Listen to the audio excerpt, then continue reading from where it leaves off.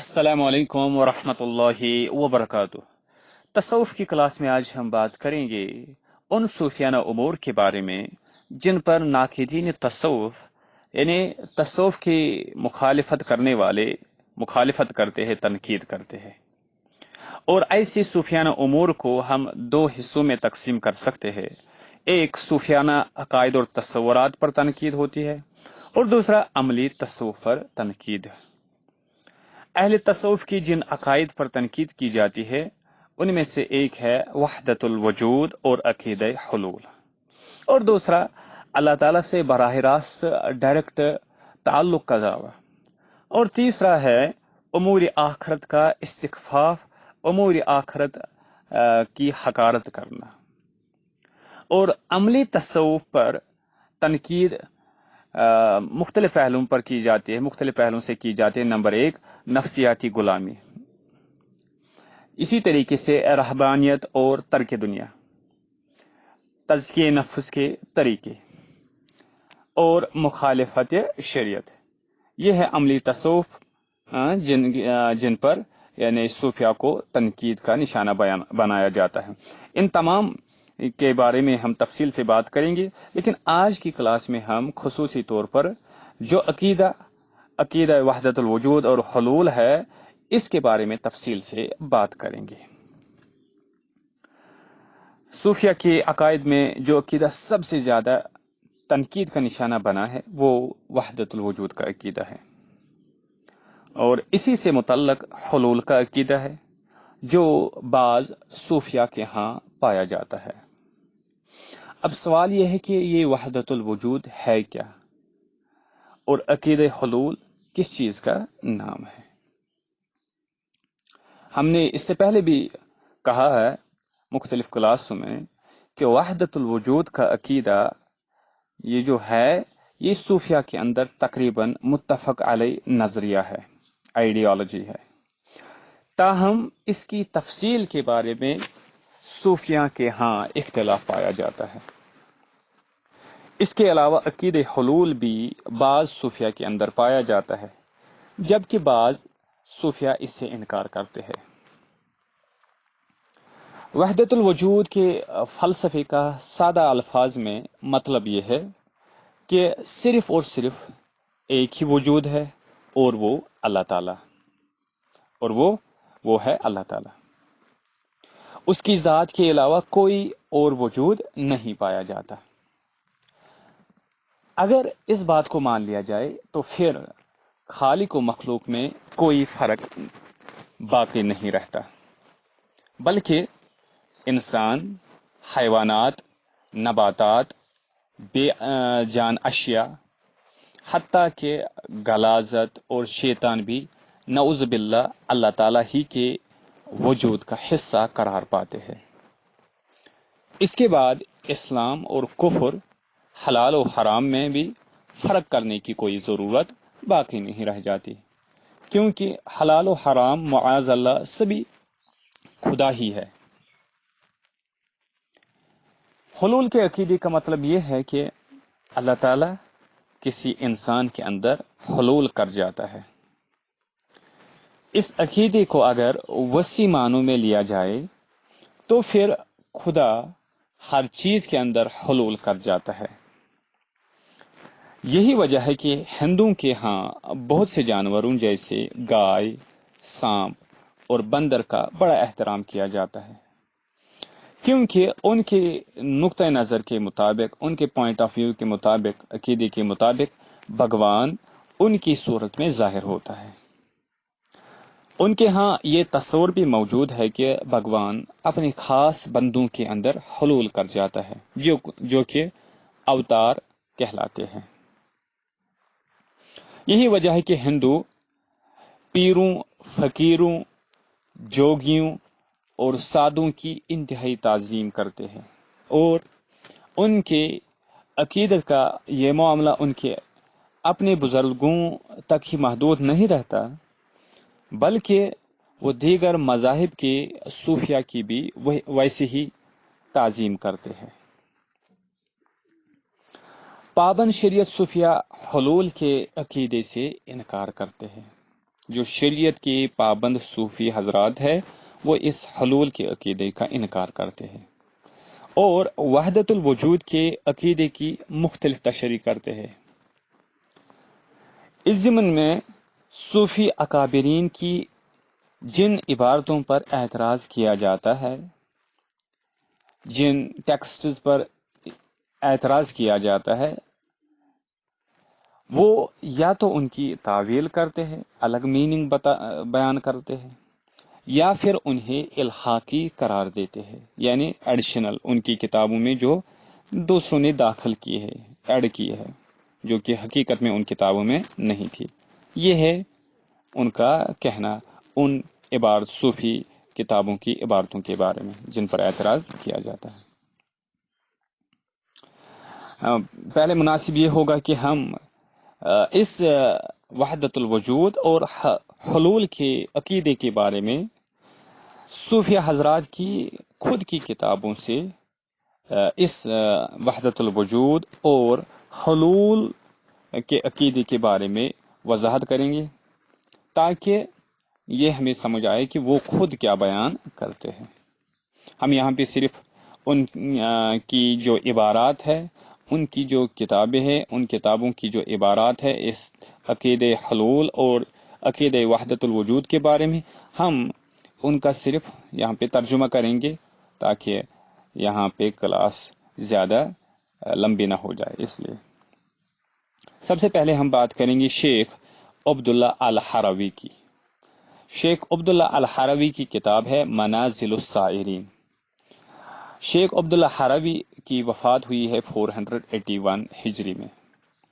وہ اپنی اس کتاب منازل السائرین، شیخ عبداللہ حروی ایک بہت بڑے صوفی ہے، وہ اپنی اس کتاب منازل السائرین میں لکھتے ہیں، وہ بیان کرتے ہیں کہ توحید کے 3 درجے ہیں۔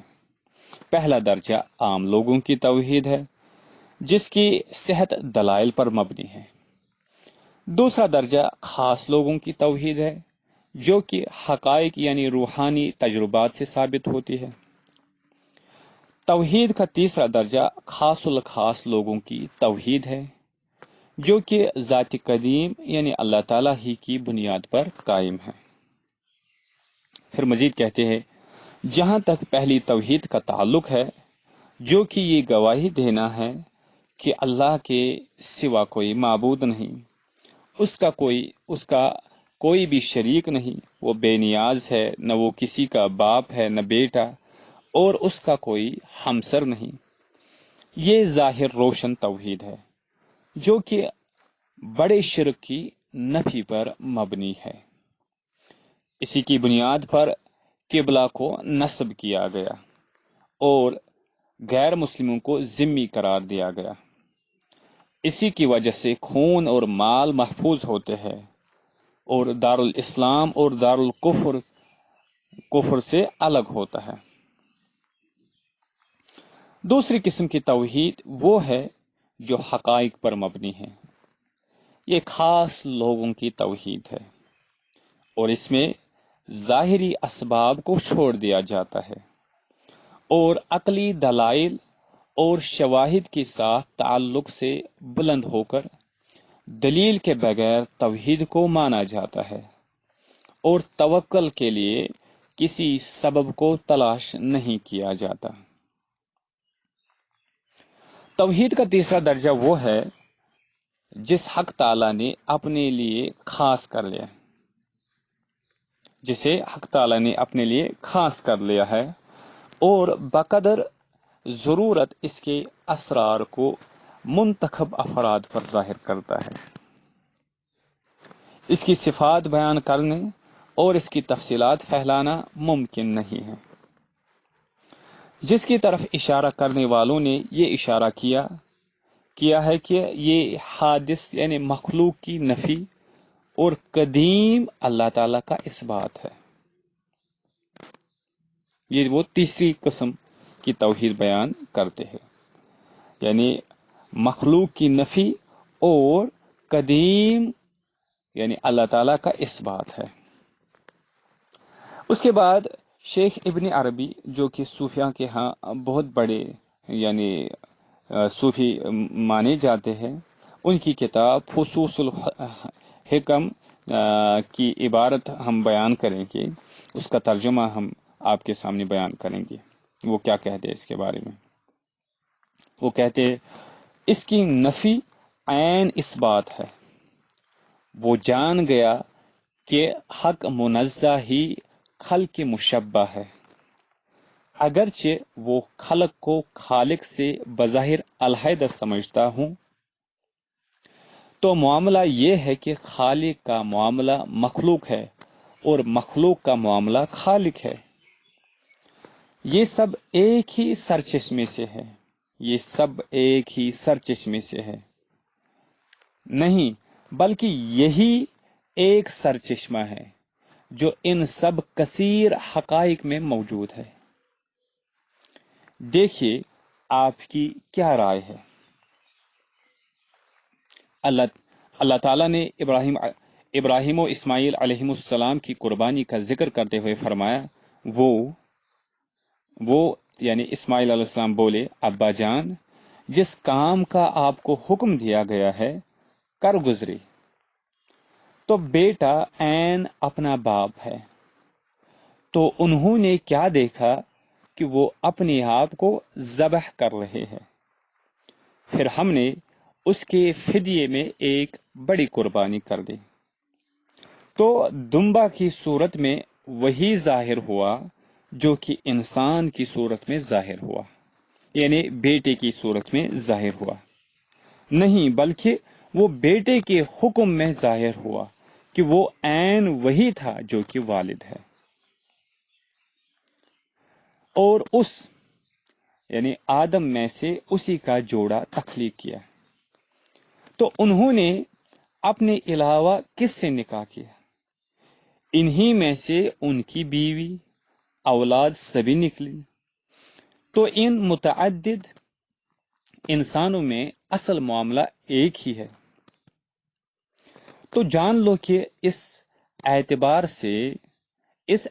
سے حق تعالی مخلوق ہے، حق تعالی یعنی اللہ تعالی مخلوق ہے، اور اس اعتبار سے مخلوق نہیں۔ اس بات کو یاد کرو، اس بات کو یاد کر لو، جو میں کہہ رہا ہوں اسے جو جانتا ہے وہی اپنی بصیرت کو رسوا نہ کرے گا، اسے وہی جانتا ہے جس کے پاس نگاہ موجود ہے۔ اس نے اسے اکٹھا اور علیحدہ کیا کہ وہ سرچشمہ ایک ہی ہے، اور یہ کثرت باقی نہ رہے گی اور نہ ہی چھوڑ دی جائے گی۔ یہ ہے ابن عربی کی عبارت، ابن عربی کا موقف۔ ابن عربی سے 3 صدیاں پہلے منصور حلاج کا واقعہ بہت مشہور ہے۔ منصور حلاج جو ہے ان کی پیدائش ہوئی تھی 244 ہجری میں اور ان کا انتقال 309 ہجری میں۔ اب اس منصور حلاج کا واقعہ بہت مشہور ہے اور تمام کتب تصوف میں بیان ہوا ہے کہ انہوں نے خدائی کا دعویٰ کرتے ہوئے ان الحق یعنی میں حق ہوں، حق تعالی ہوں کہا تھا۔ اگر وہ محض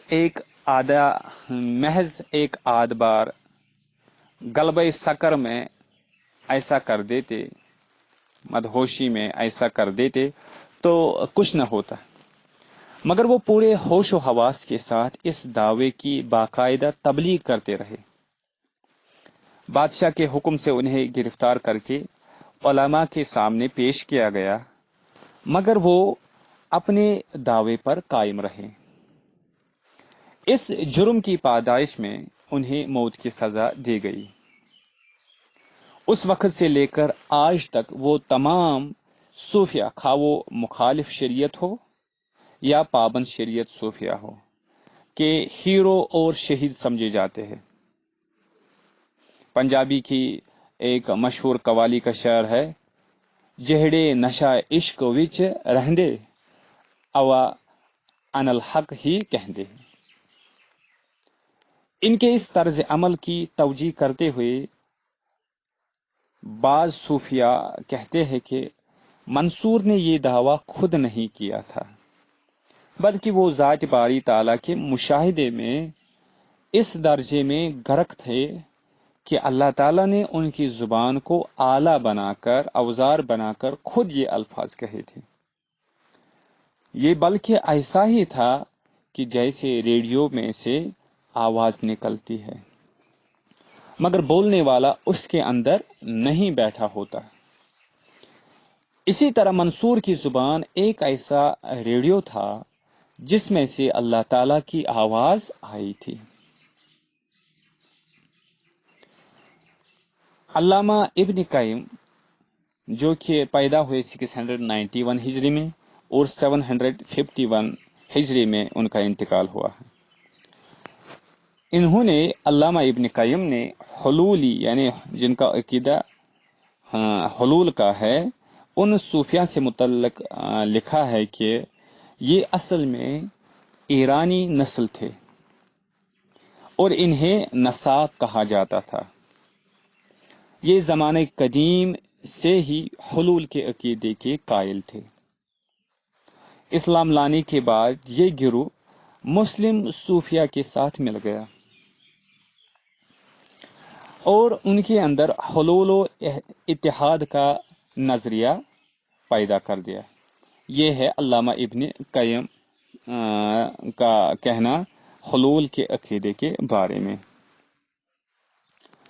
اس کے بعد یہ کہ مخالف شریعت صوفیہ کا پوائنٹ آف ویو کیا ہے، نظریہ اور عقیدہ کیا ہے، نقطہ نظر کیا ہے۔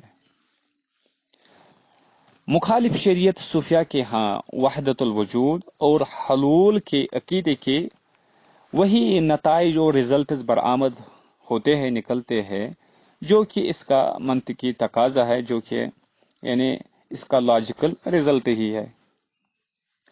جب اس کائنات کی ہر چیز کی کوئی حقیقت نہیں اور وہ ایک ہی وجود کا حصہ ہے، تو پھر ہر خدا ہی ہے، ہر خدا ہی ہوئی، یعنی ہر چیز خدا ہی ہوئی، پھر ہر انسان خدا ہی ٹھہرا۔ اس کے بعد نہ تو کسی حلال کی ضرورت رہتی ہے اور نہ حرام کی، اور شریعت کی کوئی وقت نہیں رہتی۔ یہ وحدت الوجود کے عقیدے کا منطقی تقاضا ہے۔ مخالف شریعت صوفیہ نے اس عقیدے کو اسی طرح سمجھا۔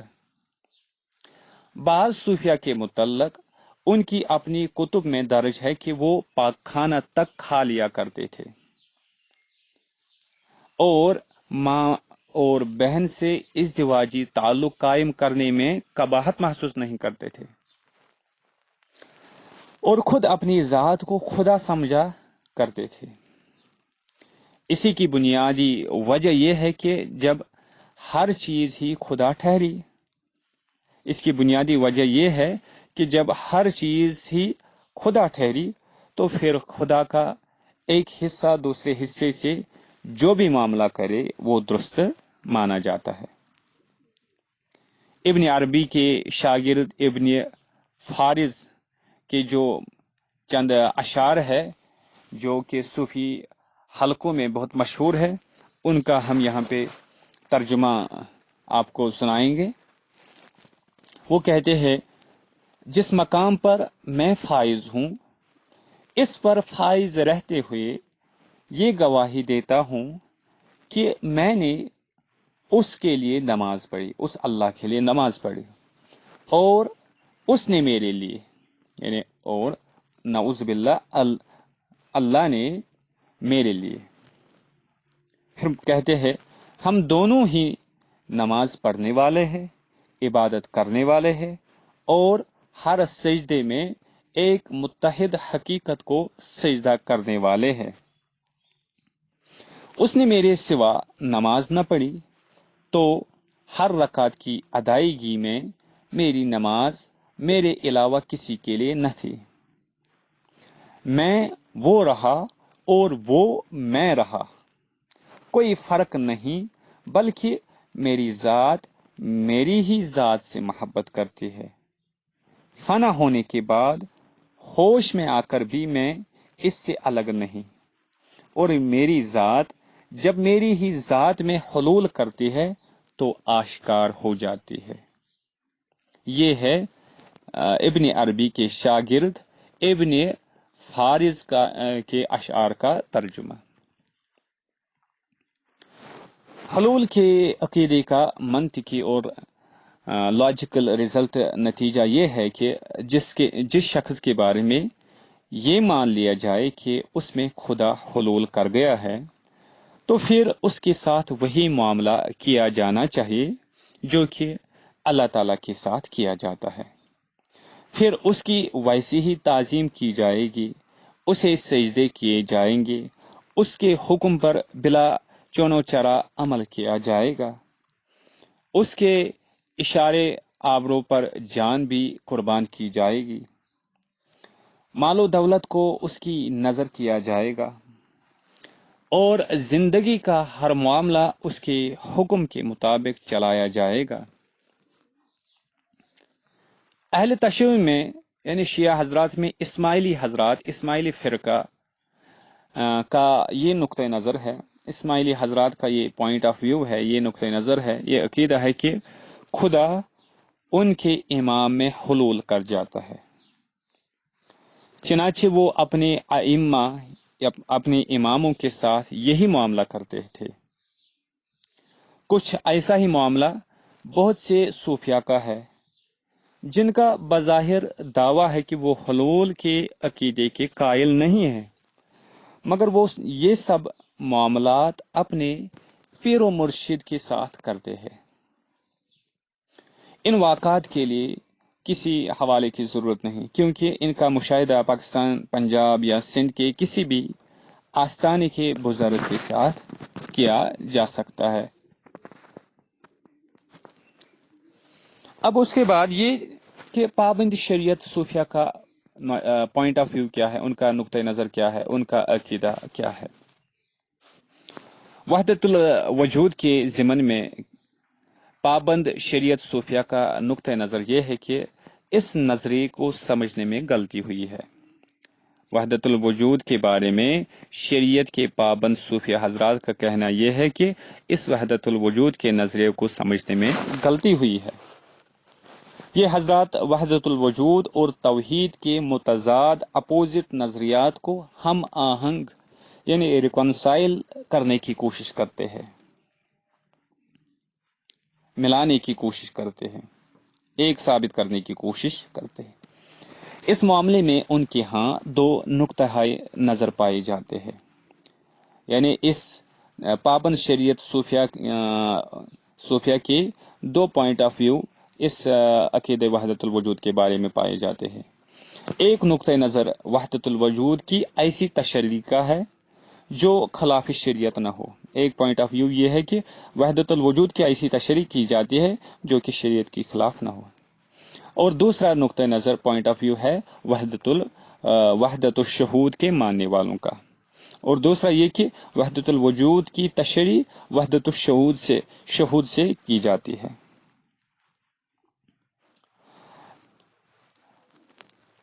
یعنی وحدت الوجود کے بدلے وحدت الشہود مانا جاتا ہے۔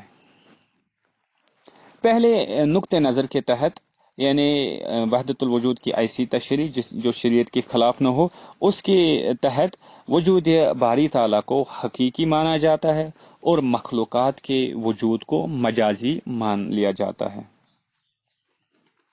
اور اہل تصوف کا دوسرا گروہ یعنی پابند شریعت کا وہ گروہ جو وحدت الشہود کے ماننے والے ہیں، اس کے قائل ہے، وہ وحدت الوجود کا حقیقی مطلب قرار دیتے ہیں۔ یعنی اہل تصوف کا دوسرا گروہ وحدت الشہود کا قائل ہے، اور اس وحدت الشہود کو وہ وحدت الوجود کا حقیقی مطلب قرار دیتے ہیں۔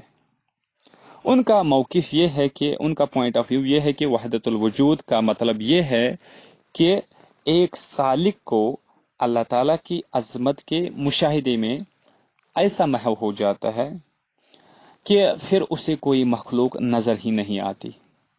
ایسے موقع پر اس کی زبان سے لا موجود الا اللہ قسم کے الفاظ نکل جاتے ہیں، یہ پوائنٹ آف ویو، یہ نقطۂ نظر، یہ عقیدہ شیخ احمد سرہندی نے پیش کیا اور اسے وحدت الشہود کا نام دیا۔ شیخ احمد سرہندی 971 ہجری میں پیدا ہوئے اور 1034 ہجری میں ان کا انتقال ہوا، اور اس کے لیے وہ یہ مثال دیتے ہیں کہ جب سورج نکل آئے تو ستارے نظر نہیں آتے، بالکل اسی طرح سالک جب مشاہدے الہی میں غرق ہو جاتا ہے تو پھر اسے مخلوق نظر نہیں آتی۔ صوفیہ کے ایک گروہ کا نقطۂ نظر یہ ہے، پوائنٹ آف ویو یہ ہے کہ حلول و اتحاد سے متعلق یہ عبارتیں صوفیہ کی کتب میں داخل کی گئی ہے۔ یعنی صوفیہ کے ایک گروہ کا کہنا یہ ہے کہ اس قسم کی جو عبارات ہے، جیسے کہ حلول کا عقیدہ، اتحاد کا عقیدہ جو صوفیہ کے ہاں اب مشہور ہوا ہے، وہ کہتے ہیں یہ صوفیہ کی کتابوں میں داخل کی گئی ہے ایسی عبارتیں، یعنی یہ عقیدے صوفیہ کی کتابوں میں داخل کی گئی ہے۔ شامی صوفی شیخ عبد القادر عیسیٰ لکھتے ہیں، وہ بیان کرتے ہیں، اور یہ جو شامی صوفی شیخ عبد القادر جو ہے یہ 1919 عیسوی میں پیدا ہوئے اور 1991 عیسوی میں ان کا انتقال ہوا ہے۔ یہی شامی صوفی شیخ عبد القادر عیسیٰ بیان کرتے ہیں، ان کا کہنا یہ ہے کہ اس میں کوئی شک نہیں کہ حلول و اتحاد کا یہ نظریہ سری کفر ہے اور امت کے عقائد کے خلاف ہے۔ صوفیہ جو اسلام، ایمان اور احسان کے حصول کے لیے سرگرداں تھے، اس گمراہی و کفر میں پڑنے والے نہ تھے۔ کسی انصاف پسند صاحب ایمان کے لیے مناسب نہیں ہے کہ وہ بغیر تحقیق و ثبوت کے اور ان کی بات کو سمجھے ان پر اس کفر کا الزام لگائے۔ یہ کہتے ہیں شامی صوفی شیخ عبد القادر عیسیٰ کا۔ تو ان کی اس عبارت سے یہ واضح ہوتا ہے کہ وہ کہتے ہیں حلول و اتحاد کا جو عقیدہ ہے یہ کفر کا عقیدہ ہے، امت کے عقائد کے خلاف ہے، اور یہ یعنی داخل کی گئی ہے ایسی عبارتیں صوفیہ کی کتب میں۔ اب اس کے بعد یہ جو تصوف پر تنقید کرنے والے ہیں، اس وحدت الوجود اور حلول پر تنقید کرنے والے ہیں، یعنی ناقدین تصوف، ان کا پوائنٹ آف ویو اور نقطۂ نظر اور عقیدہ کیا ہے؟ ناقدین تصوف کا نقطۂ نظر کیا ہے؟ یہ جو ناقدین تصوف ہے وہ وحدت الوجود کے عقیدے پر کڑی تنقید کرتے ہیں اور اسے توحید کا مخالف قرار دیتے ہیں۔ ان کا کہنا یہ ہے کہ اس نظریے کو کسی بھی طریقے سے توحید سے ہم آہنگ نہیں کیا جا سکتا۔ یہ ہے مخالفین تصوف کا کہنا، یعنی ناقدین تصوف کا پوائنٹ آف ویو۔ انشاءاللہ اگلی کلاس میں اب اسی وحدت الوجود کے ماننے والوں کے اور وحدت الوجود اور عقید حلول کے ماننے والوں کے نظریات کے دلائل کیا ہے اور ان کا پھر ناقدین تصوف کیا جواب دیتے ہیں، اس کا تذکرہ کریں گے۔ تب تک کے لیے السلام علیکم ورحمۃ اللہ وبرکاتہ۔